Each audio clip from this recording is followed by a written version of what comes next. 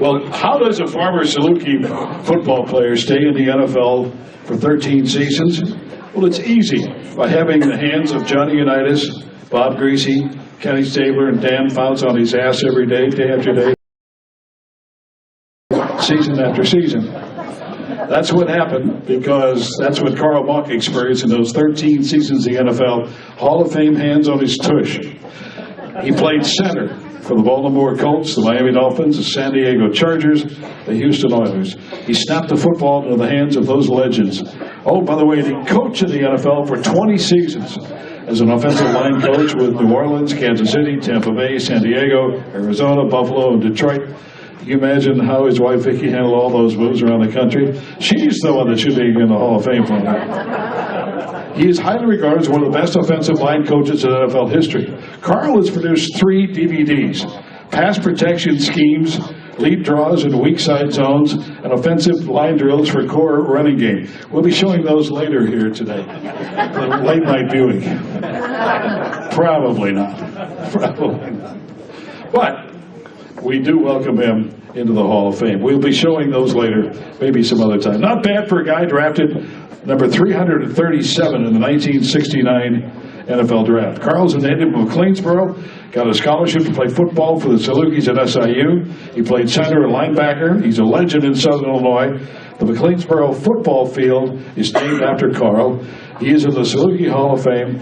He was enshrined into the SIU football all-century team in 2013. And earlier this year, Carl received the prestigious Gerald R. Ford Legends Award, named after the 38th President of the United States. It is presented to the Remington Trophy Awards banquet for his significant contributions to football. So tonight we adapt to this honor with induction of Carl Mauck into the St. Louis Sports Hall of Fame.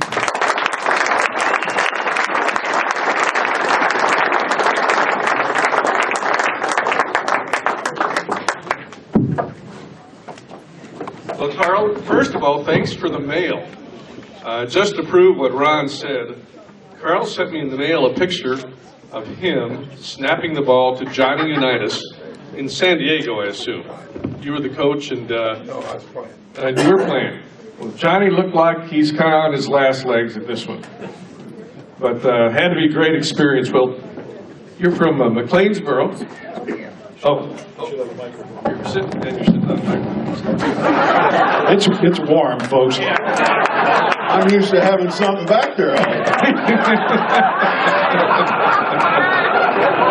John, I thought it was wait a minute. You know Rich Herron over there? Yeah. I played high school basketball game in the sectional final, and this is Rich Herron when the call didn't go his way.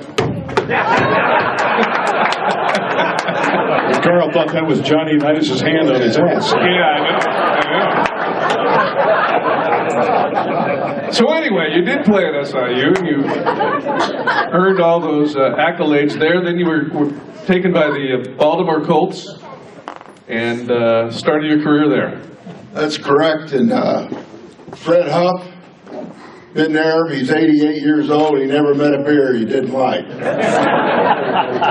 But yeah, I was on a taxi squad in Baltimore for 9 games, and then they wanted me to go up to Harrisburg to play minor league football, so I got an extra $100 a game for going up there and playing. So I played 9 games up there. Then at the end of the year, I got active, and I got 3 games in, and that was a year. It got me another year on the pension. You hung around 13 seasons. 13 years, yes, sir. 156 plus 7 playoff games. It's 163 straight.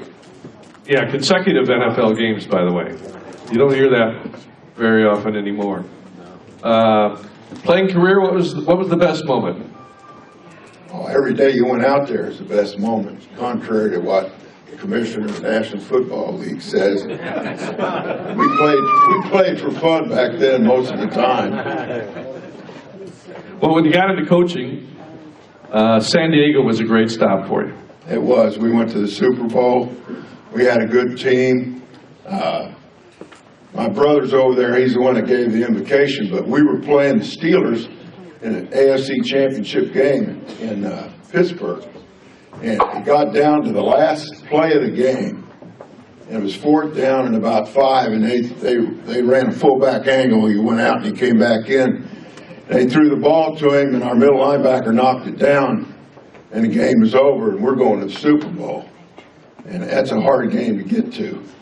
And my brother's sitting up there in the nosebleed seats, and they're waving these terrible towels. You've all seen the terrible towels where they wave the terrible towels.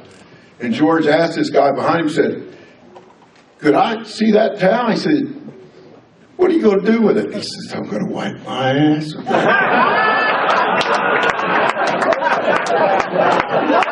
So you were the Cinderella team, the San Diego Chargers that year. That's correct. All right, folks. That's a true story. We're turning blue here. One so good in the championship game against Steve Young and those 49ers. It was a tough day. It was pretty simple. They had a better football team than we did. Really, I'm serious. You know, they had a great game. We scored 24 points and dropped a touchdown for a pass in the end zone to give us 31, and they scored 46. So, That was that. That was Super Bowl 29. yeah. You had great success, too, as a coach with the Lions. Well, we led the league in pass protection 2 years in a row, Right. with a rookie quarterback 1 year. And we had a young bunch, and they were great kids. They worked hard, and we got something done. We got it started anyway. Second season, yeah, you only gave up 11 sacks. I think we had a pretty good team here in St. Louis that 1 year gave up just 8 sacks. Right. But those are totals that you don't see much anymore. Right. And we threw the ball quite a bit, so it was a proud moment for those guys. What was the key to your success as a coach? Well, yeah. Good players? Yeah. Well, Bum Phillips always said good players make good coaches, and he's exactly right.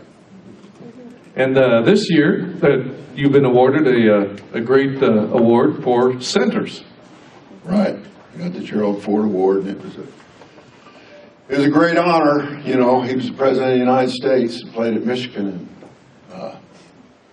we had a great night that night. Gerald R. Ford Legends Award given to former centers for significant contributions to football or business, and does not mention Johnny Unitas. So, yeah, He was the greatest of all time, in my opinion. Well, Carl, you had a terrific career at SIU and in the National Football League. Do you enjoy watching the games today? Oh yeah, I like to watch them. A little quicker than they were? No, they're bigger, faster, and stronger. I don't know if they're any tougher. I mean, they didn't have to go against Joe Green every down. Three games a game. That's what you call tough, man. You ever play against this guy, Mr. Butts? Pardon? Dave? Played Butts. I get played against Butsy. Yeah, you did? See how big Butsy is? Yeah. You had to cut him. You cut him. He knows. He knows. I thought he was walking on his knees. Well, listen, Carl, it's great to have you in this Hall of Fame with us and all those who have gone before you.